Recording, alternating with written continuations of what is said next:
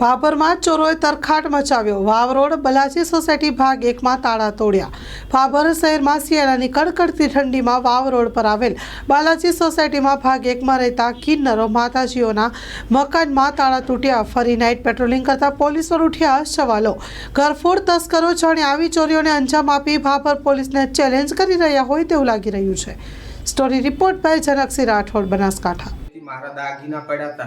18 तोला दौरो से 8 नखलिયું છે, 13,500 પેન્ડલ છે, 45,000 રોકડા।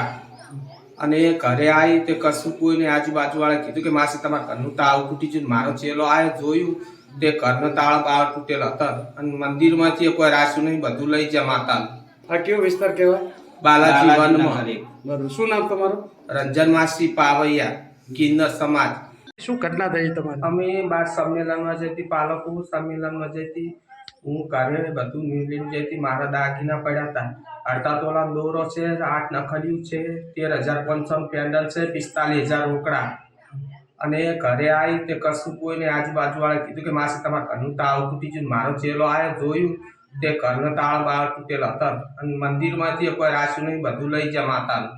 આ કેવો વિસ્તાર કહેવાય? બાલાજી વનમાં। બરોબર, શું નામ તમારું? રંજન માસી પાવૈયા, કિન્નર સમાજ।